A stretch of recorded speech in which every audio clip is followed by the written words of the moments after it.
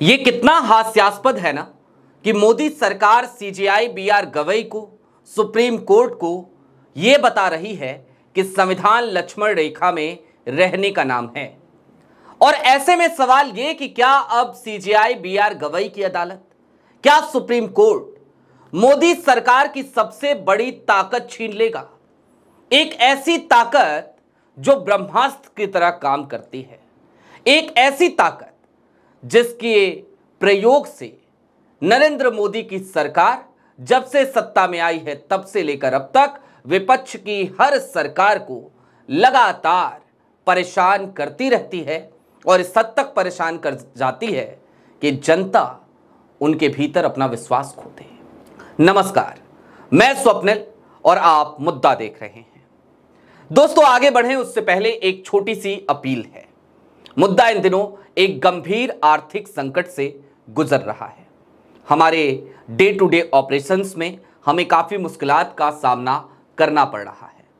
इसके पीछे का सबसे बड़ा कारण तो ये है कि हमारे मेन बैंक अकाउंट बीते कई महीनों से फ्रीज चल रहे हैं और दूसरी वजह यह है कि हमारा पुराना मुद्दा चैनल, जिस पे एक ठीक ठाक सब्सक्राइबर बेस था, जो 2.5 साल पुराना चैनल था, वो हमसे 2 महीने पहले छीन लिया गया। लेकिन हम रुके नहीं, डरे नहीं, झुके नहीं, बेबाकी के साथ सत्ता से सवाल कर रहे हैं। नया चैनल बनाया फिर उसी नाम से। लिहाजा आपसे अपील है, यदि आपको हमारी बेबाकी पसंद हो तो आज की तारीख में हमारी छोटी छोटी मदद जरूर कीजिए, ताकि मुद्दा जब तक सेल्फ सस्टेन ना कर जाए तब तक उसकी बेबाकी जिंदा रहे। स्क्रीन पर क्यूआर कोड है, नीचे यूपीआई का नंबर है, इसके जरिए आप हमें मदद पहुंचा सकते हैं। और आज बात मोदी जी की एक ताकत की और उस ताकत पर मंडरा रहे सुप्रीम कोर्ट के संकट की।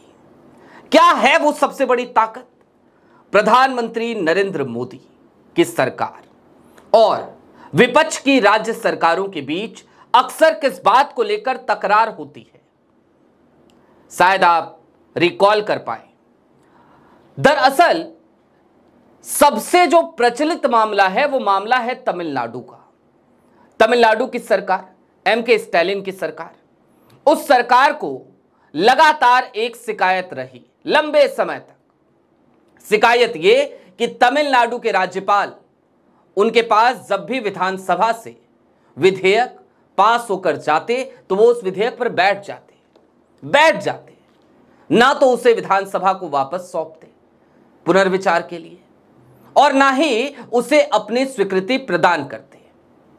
ऐसे में जनता द्वारा चुनी गई सरकार सबसे बड़ी समस्या से घिर जाती। वो जनहित के लिए नए नियम, नए कानून बनाती, लेकिन वो पास नहीं हो पाते, उनकी योजनाएं पास नहीं हो पाती। और ऐसे में तमिलनाडु की सरकार सुप्रीम कोर्ट पहुंची थी, जहां से उसे न्याय मिला था। बात सिर्फ तमिलनाडु की सरकार की भी नहीं है, केरल की पिनरई विजयन की सरकार, पंजाब की भगवंत मान की सरकार, आम आदमी पार्टी की, ये दोनों भी सुप्रीम कोर्ट का दरवाजा खटखटाने के लिए मजबूर हो गए थे।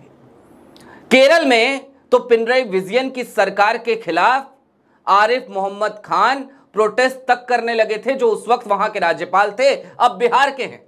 जरा सोचिए, बिहार में एनडीए है सत्ता में, और जब एनडीए सत्ता में है, भारतीय जनता पार्टी सहयोगी है, तो आरिफ मोहम्मद खान की कोई अदावत, कोई बगावत नजर नहीं आती बिहार में। लेकिन केरल की पिनरई विजयन सरकार लगातार परेशान रही। आज भी वो यूनिवर्सिटीज में नियुक्तियों के मुद्दे पर लगातार लड़ाई लड़ रही है, उसे लड़ना पड़ रहा है केरल के वर्तमान राज्यपाल से। खैर, अब आज आइए तमिलनाडु में। तमिलनाडु का मामला सुप्रीम कोर्ट पहुंचा। सुप्रीम कोर्ट ने सीधे तौर पर एक फैसला सुनाया और जो लंबित विधेयक थे, सिर्फ इस वजह से लंबित थे क्योंकि राज्यपाल साहब उस पर बैठ गए थे, वो तमाम विधेयक पास हो गए सुप्रीम कोर्ट में। और उसके बाद से सुप्रीम कोर्ट ने तय किया कि भैया एक टाइमलाइन तो हो। आखिरकार राष्ट्रपति या राज्यपाल जनता द्वारा चुनी गई सरकार के योजनाओं के बीच में इस तरीके से अड़ंगे डालेंगे तो कैसे काम चलेगा। अब इसको आसान भाषा में समझिए।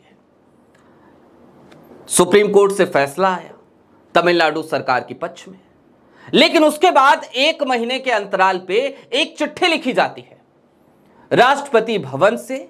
यह चिट्ठी लिखी जाती है सुप्रीम कोर्ट के मुख्य न्यायाधीश को, सीजेआई को।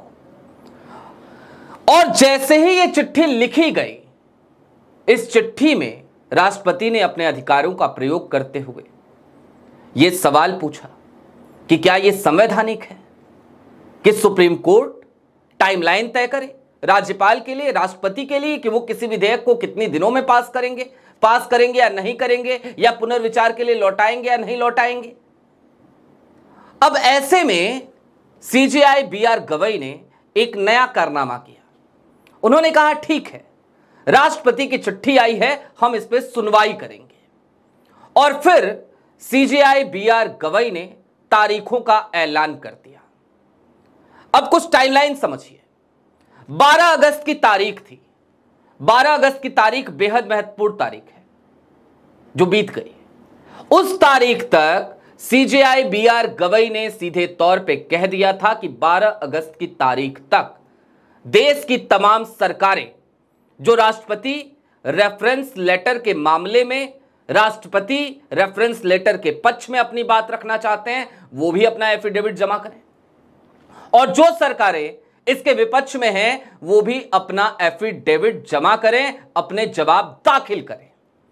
और इसके साथ ही साथ उन्होंने कहा था कि 19 अगस्त की तारीख से लगातार हम इस मसले पर सुनवाई करेंगे, और यह सुनवाई 10 सितंबर 2025 की तारीख तक चलेगी। यानी कि यह सिलसिला शुरू होगा 19 अगस्त से और सिलसिला चलेगा 10 सितंबर तक। पक्ष और विपक्ष दोनों को सुनेंगे।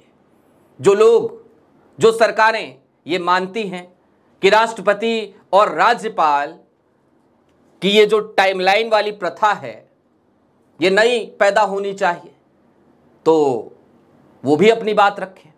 और जो सरकारें ये मानती हैं कि भैया हम तो परेशान किए जा रहे हैं, एक टाइमलाइन होनी चाहिए ताकि हम जनता द्वारा चुनी गई सरकारें हैं तो जनता के हित में काम कर सके, वो भी अपनी बात रखे, सबको सुना जाएगा। 12 अगस्त की तारीख थी, लेकिन केंद्र सरकार ने आज की तारीख में जाकर अपना एफिडेविट जमा किया। सबसे पहले आपकी स्क्रीन पर आज तक की एक हेडलाइन है, संविधान लक्ष्मण रेखा में रहने का नाम, राष्ट्रपति राज्यपाल के अधिकार पर केंद्र सरकार की टिप्पणी। और ये टिप्पणी नहीं है जनाब, ये पता नहीं किसने लिखा ये हेडलाइन, ये टिप्पणी नहीं है, ये टिप्पणी नहीं है, ये दरअसल सुप्रीम कोर्ट में दाखिल किया गया जवाब है। सीजेआई बीआर गवई और सुप्रीम कोर्ट को आज की तारीख में मोदी सरकार यह कह रही है कि संविधान लक्ष्मण रेखा में रहने का नाम है, और दरअसल वो इनडायरेक्टली ये कह रही है कि सुप्रीम कोर्ट लक्ष्मण रेखा पार कर रहा है। खैर, आगे बढ़िए, मैं आपको अब सिलसिलेवार तरीके से बताता हूं। आपकी स्क्रीन पर कुछ बिंदु चल रहे हैं, ये वो पॉइंट्स हैं जो आज के एफिडेविट में सरकार ने रखा। पहला, संविधान ने व्यवस्था के हर अंग के लिए शक्तियों का बंटवारा किया है। ठीक बात है, हर अंग के लिए किया है, तो राज्य सरकारों के लिए भी तो किया है भाई, उनकी भी तो अपनी महत्ता है। राज्य सरकारों के विधेयक ऐसे ही अटकते रहेंगे, लटकते रहेंगे, भटकते रहेंगे क्या? कल प्रधानमंत्री जी कह रहे थे ना, अटकना भटकना लटकना, तो फाइलें अगर राज्यपाल अटकाएं तो क्या किया जाए भाई? दूसरा पॉइंट, विधेयकों पर फैसला लेने का काम कार्यपालिका के प्रमुख करते हैं, लेकिन यह विधायिका से जुड़ा कार्य है। इस विशिष्ट प्रकृति के काम में न्यायपालिका का दखल गलत होगा। मतलब फाइलें लटकाई जाए, भटकाई जाए, अटकाई जाए, लेकिन न्यायपालिका दखल ना दे, कोर्ट दखल ना दे। हुजूर, आप अपनी आंखें बंद करके रहिए, यह कहना चाह रही है मोदी सरकार। इसके आगे देखिए, तीसरा पॉइंट, संविधान निर्माताओं ने फैसला लेने की समय सीमा नहीं रखी। ठीक बात है, नहीं रखी। तब थोड़ी पता था कि देश में ऐसी भी सरकारें आएंगी और ऐसे भी सत्तानसी और तख्तनसी आएंगे जो राज्यपालों को एक टूल की तरह इस्तेमाल कर लेंगे। आगे बढ़िए, अनुच्छेद 142 के तहत सुप्रीम कोर्ट को विशेष शक्ति दी गई है, लेकिन उसका इस्तेमाल कर सुप्रीम कोर्ट यह नहीं कह सकता कि राज्यपाल या राष्ट्रपति के पास लंबित विधेयक मंजूर माने जाए। यही तो पीड़ा है ना कि ताकत छिन रही है। राज्यपाल को किसी मुकदमे में पक्ष नहीं बनाया जा सकता।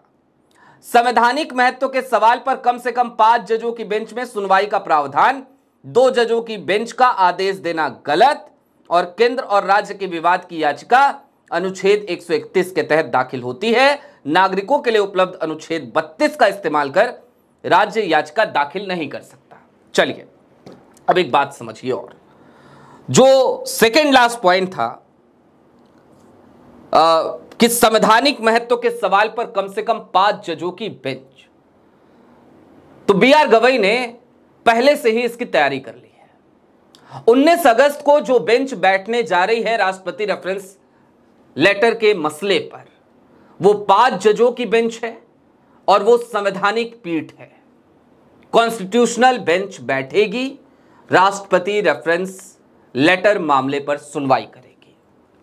अब मोदी सरकार की ये जो झुझलाहट है, जो बौखलाहट है, वो आज उनके एफिडेविट से दिखाई देता है, क्योंकि सर्वशक्तिमान केंद्र सरकार ही रहे, राज्य सरकारें अपंग रहे, यही अब तक चलता रहा है, इसी मंशा पर काम होता रहा है। लेकिन देखना दिलचस्प होगा कि सुप्रीम कोर्ट में यह मामला जब जा रहा है, जब इस पर सुनवाई होगी, और पहले सुप्रीम कोर्ट का आदेश एक नजीर बन चुका है तमिलनाडु के मामले में, तो फिर मोदी सरकार का यह ब्रह्मास्त्र जब उनसे छिन जाएगा, तो क्या प्रतिक्रिया आती है सरकार की, साहिब की। बहरहाल अभी के लिए दीजिए इजाजत।